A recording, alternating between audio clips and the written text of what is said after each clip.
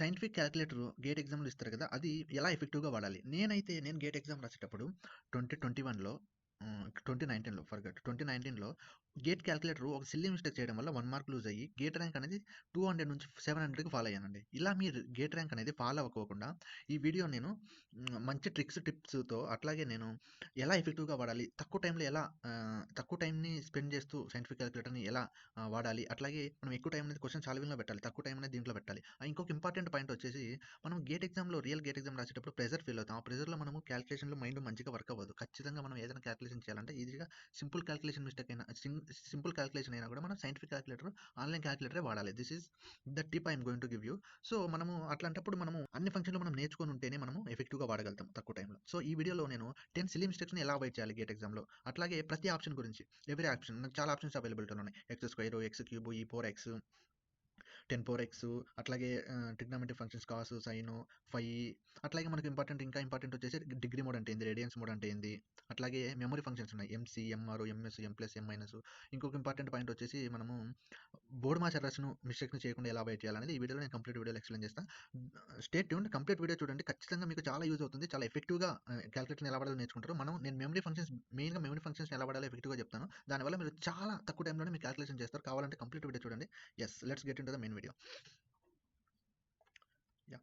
So, మనకు చాలామంది అడుగుతుంటారు గేట్ క్యాలిక్యులేటర్ ఎక్కడుంటది గేట్ ఎగ్జామ్ రాసేటప్పుడు? మనకు ఫేస్ ఉంటది కదండీ! మన పిక్చర్ ఉంటది. మన పిక్చర్‌కి లెఫ్ట్ సైడ్‌లో ఒక క్యాలిక్యులేటర్ సింబల్ అక్కడ ఉంటది. దాన్ని నొక్కినప్పుడు మనకు ఆన్‌లైన్ సైంటిఫిక్ క్యాలిక్యులేటర్ అనేది ఓపెన్ అవుతుంది. ఓకేనా? So, let's get into the topic. Yeah! So, first thing ఏందంటే యాహ్! సో, ఇక్కడ ఇది మనకు టీసీఎస్ వెబ్‌సైట్‌లో ఉంటదండి. మనకు scientific calculator, online scientific calculator. మనం ప్రాక్టీస్ చేయాలంటే చేయొచ్చు. మీకు కావాలంటే లింక్ నేను ప్రొవైడ్ చేస్తాను. సింపుల్‌గా గేట్ ఆన్‌లైన్ సైంటిఫిక్ క్యాలిక్యులేటర్ అని కొట్టారనుకోండి, మనకి ఫస్ట్ లింక్ టీసీఎస్ అయాన్ నుంచి మీరు క్లిక్ చేస్తే మీకు సైంటిఫిక్ క్యాలిక్యులేటర్ వస్తది. మీరు హ్యాపీగా ప్రాక్టీస్ చేసుకోవచ్చు. ఈ కంప్లీట్ వీడియోలో నేను ఈ 9 క్యాలిక్యులేషన్ ఎలా చేయాలో చెప్తాను. దీని ద్వారా మనకు అన్ని ఆప్షన్‌లు ఎఫెక్టివ్‌గా ఎలా వాడాలో నేర్చుకోగలుగుతారు. ఓకేనా? సో, ఫస్ట్ టిప్ వచ్చేసి గేట్ క్యాలిక్యులేటర్ అనేది రివర్స్‌లో వర్క్ అవుతుంది. రివర్స్ ఇంజినీరింగ్‌లో వర్క్ అవుతుంది. మనకు బీటెక్‌లో యూజ్ చేస్తుంటారు కదా! నార్మల్ ఫిజికల్ క్యాలిక్యులేటర్, అది ఫార్వర్డ్‌లో వర్క్ అవుతుంది. ఇది రివర్స్‌లో వర్క్ అవుతుంది. ఒక ఎగ్జాంపుల్ చెప్తాను చూడండి. నీకు 5 స్క్వేర్ క్యాలిక్యులేట్ చేయాలంటే ఫస్ట్ 5 నొక్కి ఆ తర్వాత స్క్వేర్ నొక్కాల. సో, అందుకే రివర్స్ క్యాలిక్యులేషన్ అంటారు దీన్ని. ఓకేనా? ఇప్పుడు మనము ఫస్ట్ మనం ఏం చూద్దామంటే ఈ 3, 4, 5, 6 ఈ క్యాలిక్యులేషన్ ఎలా చేయాలో చూద్దాం. ఆ తర్వాత మనం 1, 2కి వెళ్దాం. ఓకేనా? బావుంటది. లాగ్ 7 క్యాలిక్యులేట్ చేయాలి. మనకు రివర్స్ క్యాలిక్యులేషన్ అని చెప్పినా కదా! 7 ఇన్ లాగ్, అప్పుడు నీకు ఆన్సర్ వస్తది. ఈక్వల్ టు కొడితేనే నీకు ఆన్సర్ వస్తది. ఓకేనా? ఆ తర్వాత ఇప్పుడు క్యాలిక్యులేషన్ చేద్దాం. లాగ్ 7 ప్లస్ లాగ్ 8 కదా! లాగ్ 7 ప్లస్ లాగ్ 8 కదా! 8 నొక్కి log equal to. So, this is the answer. Equal to కొడితే నీకు ఫైనల్ ఆన్సర్ వస్తది. ఇప్పుడు ఒకటి ఇంపార్టెంట్, డివైడెడ్ బైలో ఎలా చేయాలి? Log 126 divided by log 256. 126 log divided by 256 log. Yeah! So, ఇప్పుడు నేను ఒక ఇంపార్టెంట్ పాయింట్ చెప్తున్నాను.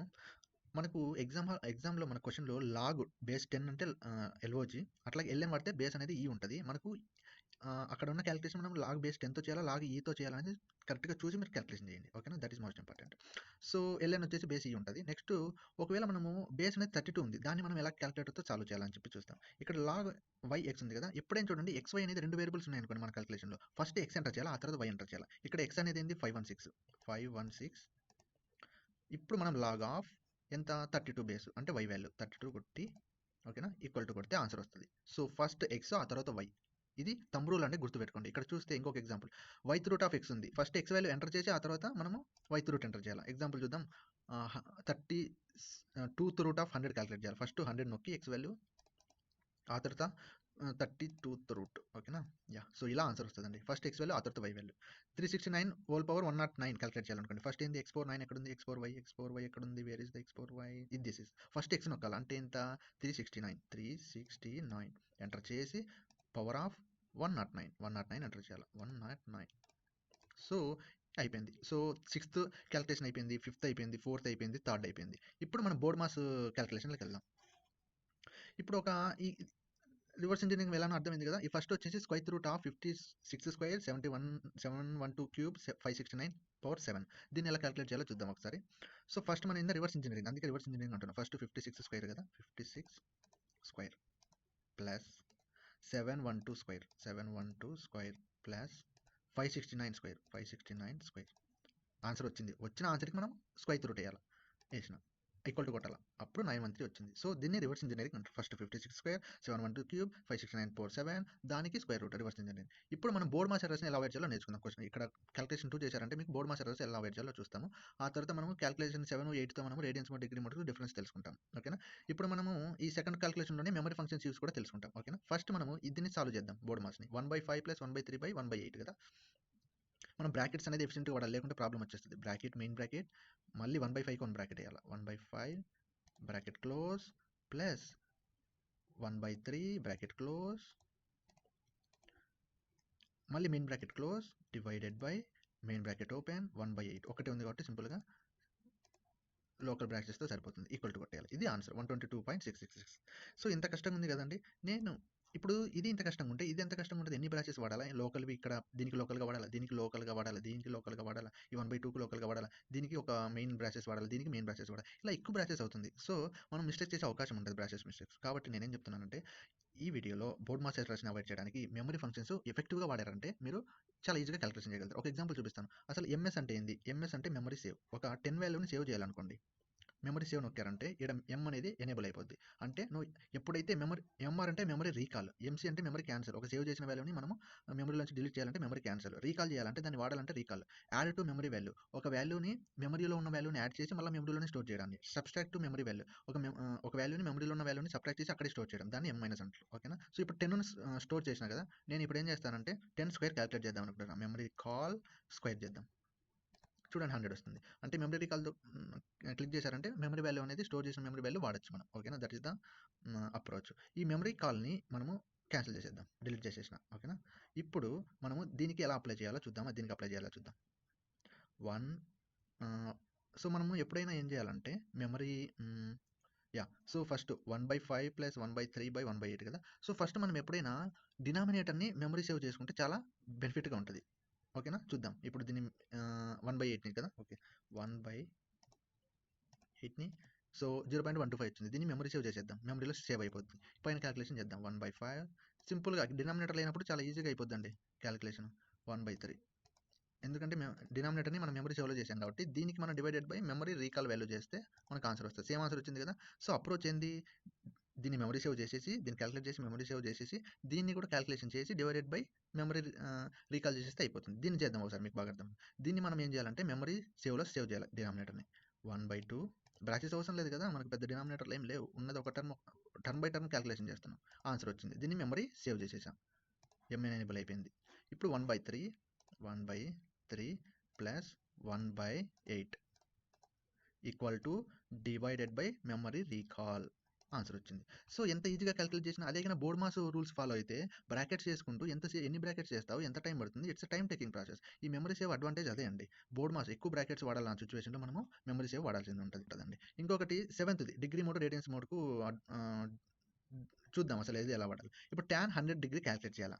కాస్ 50/sin 70 క్యాలిక్యులేట్ చేయాలా? దీన్ని డిగ్రీ మోడ్‌లోనే క్యాలిక్యులేట్ చేయాలి. రేడియన్స్ మోడ్ క్యాలిక్యులేట్ చేసి 100 నొక్కాననుకోండి that is a different calculation అయిపోతుంది. ఇప్పుడు tan π plus cos π/3/sin π/7 plus tan π/8 ఉంది. ఇది పై అనేది రేడియన్స్ మోడ్ కాబట్టి రేడియన్స్ మోడ్‌లోనే క్యాలిక్యులేట్ చేయాలి.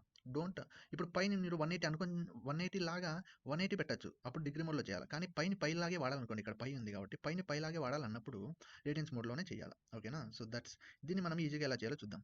సో ఇక్కడ మన డినామినేటర్ ఉన్న టర్మ్‌ని ఫస్ట్ క్యాలిక్యులేట్ చేయడం నేర్చుకోవాలి ఎప్పుడైనా. ఎందుకంటే అది చాలా కష్టంగా ఉంటది కాబట్టి మనం దాన్ని నేర్చుకోవాలి. దీనికి బ్రాచెస్ ఎక్కువ వాడాల్సింది ఉండదు. బోర్డ్ మాస్ రూల్స్ వాడాల్సింది ఉంటది. అందుకు ఫస్ట్ దాన్ని క్యాలిక్యులేట్ చేస్తే బాగా ఈజీగా ఉంటదని చెప్పి నేను చెప్తున్నాను. 50 కాస్ డివైడెడ్ బై sin 70 కదా! sin 70 70 నొక్కి sin ఆన్సర్ వచ్చింది. ఇప్పుడు దానికి ప్లస్ చేద్దాం. 100 tan 100 కదా! tan 100 plus 367 10 yeah! సో ఇది ఆన్సర్ అండి. ఇది డిగ్రీ మోడ్‌లో. ఇప్పుడు రేడియన్స్ మోడ్ ఇది ఎలా వాడాలో మీకు అర్థమైంది కదా! పై వాల్యూ నొక్కాల. π/10 ఆన్సర్ వచ్చింది కదా! దట్స్ డిగ్రీ మోడ్‌లో వచ్చింది. ఇది ఆన్సర్ తప్పండి. మనం రేడియన్స్ మోడ్‌లోనే చేయాలి పై ఉన్నప్పుడు. సో క్యాన్సిల్ కొట్టి రేడియన్స్ మోడ్ సెలెక్ట్ చేశాను. π/10 0 వచ్చింది. టాన్ పై వాల్యూ 0 మనకు తెలుసు కదండీ! రేడియన్స్ మోడ్ పెట్టింటేనే 0 వచ్చింది. లేకుంటే మనకు డిఫరెన్స్ ఆన్సర్ వచ్చింది. అదే నేను చెప్తాను. కాస్ π/3 ఉంది. π/3 కదా! π/3 అంటే ఎంత? 60 డిగ్రీస్. కాస్ ఆఫ్ 60 డిగ్రీస్ వచ్చేసి మనకు 0.5 కానీ మనం డిగ్రీ మోడ్‌లో పెట్టి π/3ని క్యాలిక్యులేట్ చేస్తే అది తప్పొస్తుంది. సో, అందుకే నేను డిఫరెన్స్ చెప్తున్నా. నేను ఈ రేడియన్స్ మోడ్, డిగ్రీ మోడ్‌లో నేను కాలిక్యులేషన్ మిస్టేక్ చేశాను. నేను 1 మార్క్ లూజ్ అయ్యి 500 ర్యాంక్ లాస్ అయినా నేను. 500 ర్యాంక్స్. 200 నుంచి 700 పడిపోయినా. ఇప్పుడు మనము ఇన్వర్స్ చేసేటప్పుడు కూడా డిగ్రీ మోడ్, రేడియన్స్ మోడ్ చాలా ఇంపార్టెంట్. ఎందుకు చెప్తున్నానంటే నేను ఆహ్, ఇప్పుడు చూద్దాం. సైన్ ఇన్వర్స్ ఆఫ్ 1 ఎంత? మనకు తెలుసు సైన్ ఇన్వర్స్ ఆఫ్ 1 π/2 అని చెప్పేసి. మనం డిగ్రీ మోడ్‌లో వాడితే ఒక వాల్యూ వస్తది. రేడియన్స్ మోడ్‌లో వాడితే ఒక వాల్యూ వస్తది. మనం డిగ్రీ మోడ్ పెడదాం first. 1 of sine inverse 90 perfect. Radians mode చూద్దాం. 1 ఆఫ్ సైన్ ఇన్వర్స్ 1.570 వచ్చింది. సో, కాబట్టి మనకు ఆప్షన్‌లలో రేడియన్స్ మోడ్‌లో ఉందా? డిగ్రీ మోడ్‌లో ఉందా? ఆప్షన్‌లో చెక్ చేసుకొని మనం వాడాల్సింది ఉంటది. మోస్ట్‌లీ మనకు డిగ్రీ మోడ్‌లోనే ఉంటది కాబట్టి మనం ఎప్పుడు డిగ్రీ మోడే వాడాలి ఎక్కువ టైం. ఏదో క్యాలిక్యులేషన్ ఇలా పైతో క్యాలిక్యులేషన్ ఉన్నప్పుడు మాత్రమే రేడియన్స్ మోడ్ చేయాల్సింది ఉంటది. So, this is more preferable is degree mode. అట్లాగే m+m- నేను డిఫరెన్స్ చెప్తాను. Add to memory value, subtract to memory value. ఇది ఎలా చేయాలంటే ఇప్పుడు 10 మెమరీ రీకాల్ చేద్దాం. 190 వాల్యూ ఉంది ఇప్పుడు. ఎలా 190 వచ్చింది? సరే అది ఇసిపెడితే మనము 190 మెమరీ వాల్యూ ఉంది. ఒక 10 యాడ్ చేస్తే 200 అవుద్ది కదా! సో, 10 m+ నొక్కిన. అంటే ఇప్పుడు మెమరీ వాల్యూ ఏమైంటది? 200 అయితది. ఎలా అవుతది? 190 + 10 కావాలంటే మనం చూద్దాం. మెమరీ రీకాల్ చేస్తే 200 అయింది. So, this is called memory plus. అట్లాగే మెమరీ మైనస్ చేద్దాం. 200కి 100 మైనస్ చేద్దాం. మెమరీ మైనస్ నొక్కిన. ఇప్పుడు మనకు మెమరీలో ఏం save అయింటది?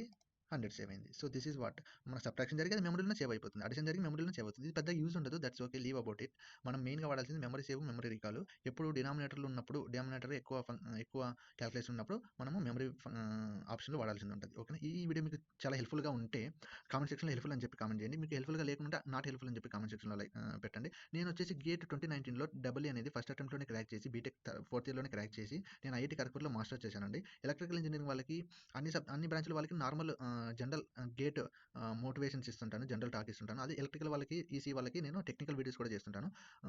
Like and subscribe to my channel for the more videos. Thank you.